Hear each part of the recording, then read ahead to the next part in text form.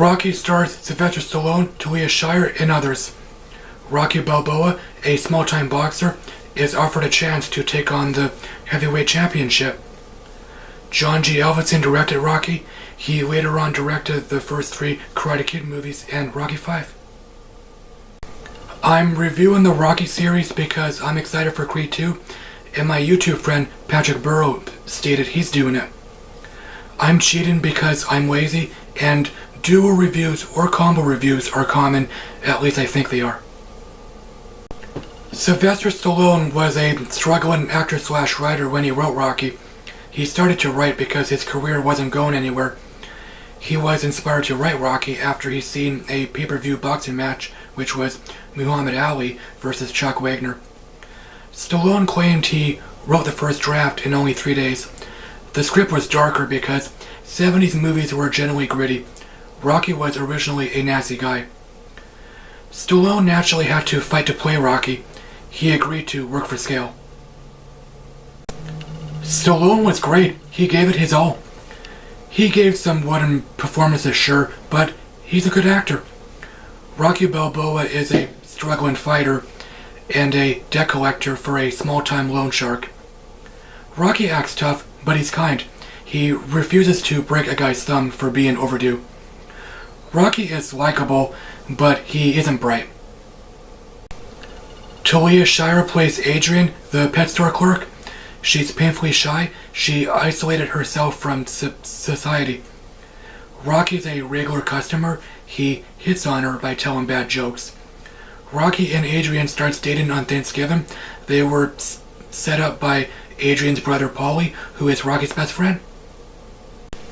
Burgess Meredith plays Mickey, Rocky's mentor. He's a grumpy, broken guy. He was a fighter when he was younger. Mickey's the comic relief. He's sarcastic.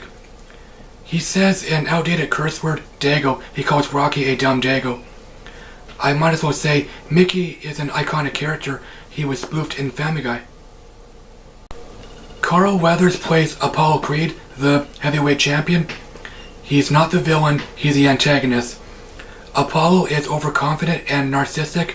He likes showing off his patriotism, or he likes making big entrances. Apollo chooses Rocky because he likes his codename, the Italian Stallion, and he's confident he can beat Rocky.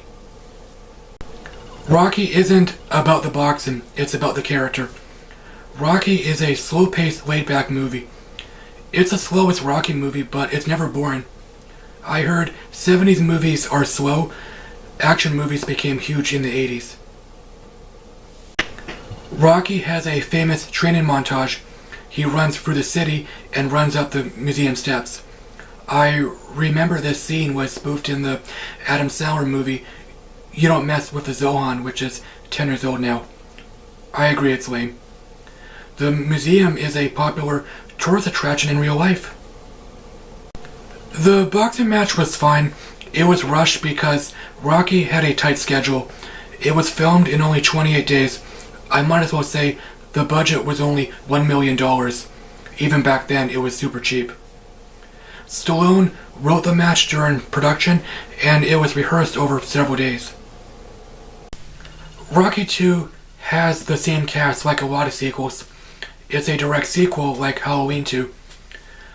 Rocky retires, but he eventually agrees to fight Apollo again. Sylvester Stallone wrote and directed Rocky II. Nobody else wanted to direct Rocky II, so it fell into his lap. Stallone's directorial debut, Paradise Alley, came out in 1978. I somehow couldn't get into it. I tried watching it in February 2013, the same day I seen Bullet to the Head. Rocky was a huge sleeper hit. It grossed over $200 million, so a sequel was planned. People prefer Rocky over Rocky II. I honestly prefer Rocky II. Stallone is still good as Rocky. He's still likable and humble. Rocky marries Adrian, and their son is born here. Rocky earns $37 grand from his huge fight, and he gets carried away with spending. He buys a nice house, a fancy car, and so forth. Rocky is trying to survive, so life is stressful.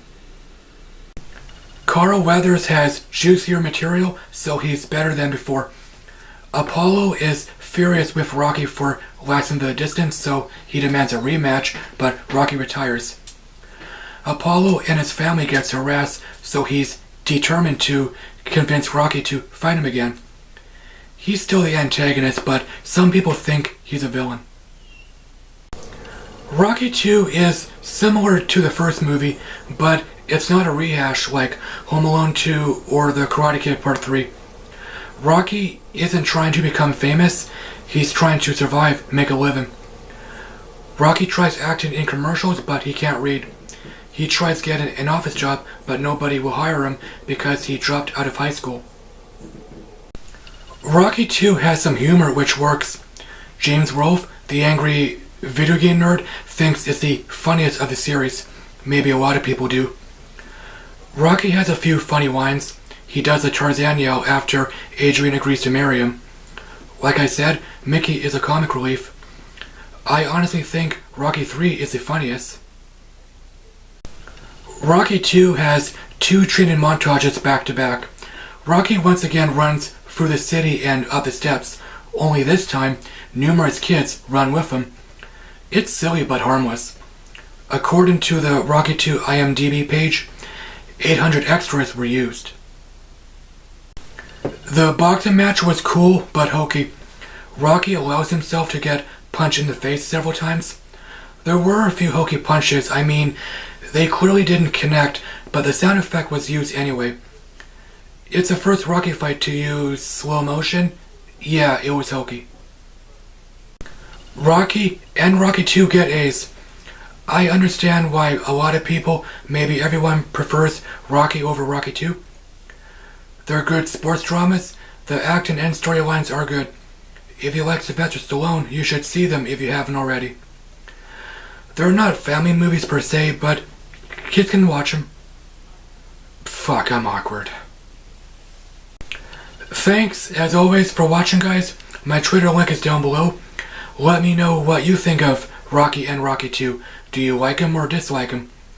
Stay tuned for my next Rocky combo review tomorrow. I'll talk to you later. Alrighty then.